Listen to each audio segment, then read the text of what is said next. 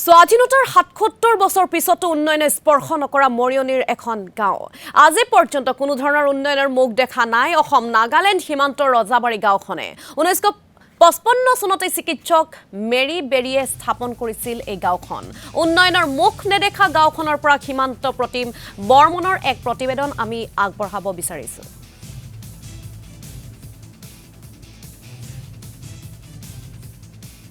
নিশ্চিতভাৱে ক'ব লাগিব বিজেপি চৰকাৰে সবকা সাথ সবকা বিকাশ এই আঁচনিৰ সৰ্বতে আঁৰাই আহিছে কিন্তু ইয়াৰ বিপৰীতে যদি চাওঁ এই মুহূৰ্তত যোৰহাট জিলাৰ মৰিয়নি সমষ্টিৰ এখন বিশেষ স্থানত উপস্থিত আছে মোৰ সতীৰ্থ কেমেৰা পাৰ্চনে দেখাব এই অঞ্চলটো আচলতে কি কংগ্ৰেছ কি বিজেপি চৰকাৰ সকলো চৰকাৰে যেন প্ৰতাৰণা কৰি আছে এই বিশেষ অঞ্চলটো হৈছে মৰিয়নি সমষ্টিৰ শেষ প্ৰান্তত অৱস্থিত ৰজাবাৰী গাঁও এই গাঁওখন আচলতে বছৰ বছৰ ধৰি দশক ধৰি আচলতে উন্নয়নৰ কোনো পোহাৰ পৰা দেখিবলৈ পোৱা নগ'ল ক'ব লাগিব যে 1955 চনতে আমেৰিকাৰ মেৰী বেৰী নামৰ এজন চিকিৎসকে কুষ্ঠ ৰোগীসকলক সংস্থাপনৰ বাবে এই গাঁওখন স্থাপন কৰিছিল আৰু সেই 1955 চনৰ পৰাই এই অদ্যাপি কোনো ধৰণৰ উন্নয়নৰ কথা ক'লে যদি কওঁ কোনো ধৰণৰ উন্নয়নৰ পোহৰ দেখা নাপালে ইয়াত স্বাস্থ্য খণ্ডত যদি চাওঁ এই গাঁওখনে আচলতে কোনোদিনে 108 বা এম্বুলেন্স সেৱা দেখি পোৱা নাই তেনেদৰে শিক্ষা ক্ষেত্ৰত যদি চাওঁ এখন মাত্ৰ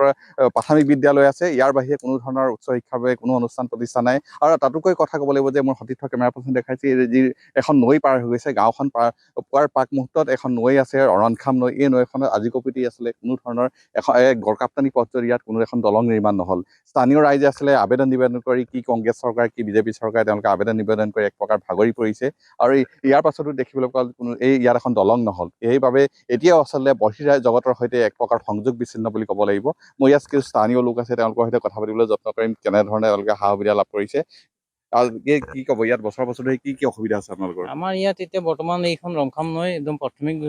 হিচাপে চাবলৈ গ'লে মানে এই নৈখন যেতিয়া বাঢ়ে আমি পাৰ হ'বই নোৱাৰোঁ স্বাস্থ্য সেৱা বা বেমাৰটো কোনো কাৰণত হৈ গ'লে মানে নিবই নোৱাৰোঁ ৰাস্তা নাইকিয়া নিচিনাই হৈ যায় বন্ধ হৈ যায় ৰাস্তা টোটেলি বন্ধ হৈ যায় কাৰণ বেমাৰীটোক নিবলৈ হ'লে মানে এই নৈখন পাৰ হৈ যাব লাগে আৰু নৈখন পাৰ হ'ব নোৱাৰিলে বেমাৰীটো সেই ঘৰতে ৰখাৰ নিচিনা হয় উপায় নোহোৱাত আমি চাঙি টাঙি কিবা ব্যৱস্থা কৰি পেলাই কেতিয়াবা পাৰ কৰোঁ বাঁহ চাহ লগাই নহ'লেতো উপায় নাই আৰু তেনেকুৱাতে বেমাৰী থাকি যায় এম্বুলেঞ্চটো নায়েই তাৰ উপৰিও আকৌ আমাৰ স্কুলৰ কথা স্কুলখনো একেবাৰে আছে যদিও মানে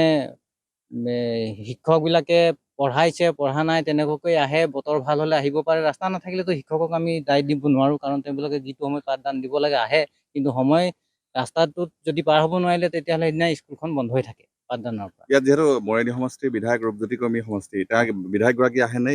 আহাটো আহে তেওঁ আহে তেওঁলোকে আপোনালোকে অৱগত কৰিছিলে আমি অৱগত কৰিছোঁ এইবিলাক বিষয়ে দলঙৰ বিষয়ে স্কুলৰ বিষয়ে আৰু উন্নয়নৰ বিষয়ে সকলোবিলাক বিষয়ে কৈছে সকলোবিলাক ইলেকশ্যনৰ টাইমত যেতিয়া আহে বিশেষকৈ তেওঁবিলাকে অহাৰ এটা সুযোগ আৰু এটা সময় থাকে সেই সময়টোত আহে তাৰপাছত পাহৰি যোৱা নিচিনাকৈ পাহৰি যায় আমাক হয় নিশ্চিতভাৱে নিৰ্বাচনৰ সময়তহে আচলতে সকলোকৰ মনত পৰে আৰু ইয়াৰ পাছতে জনপ্ৰতিনিধিয়ে আচলতে কোনো ধৰণৰ তেওঁলোকৰ কাষত থিয় নিদিয়ে বুলি কৈছে হয় সীমান্ত প্ৰতিম বৰ্মন আপুনি প্ৰতিবেদন আগবঢ়োৱাৰ বাবে ধন্যবাদ জনাইছোঁ গাঁওখনত আচলতে শৈক্ষিকে হওক সামাজিক সাংস্কৃতিক যাতায়াত সকলো ক্ষেত্ৰতে পিছ পৰি আছে স্কুলীয়া ছাত্ৰ ছাত্ৰীসকলো সমস্যাৰ সন্মুখীন হৈছে বুলি কৈছে বা ৰোগীয়াসকল বিপদৰ সন্মুখীন হৈছে বুলি কৈছে পিছ পৰি থকা এই গাঁওখনৰ আচলতে স্থানীয় ৰাইজৰ মন্তব্য শুনি এইটোৱে অনুমান কৰিব পাৰি যে তেওঁলোকে বহু দিনৰে পৰা জমৰ যাতনাত ভুগি আহিছে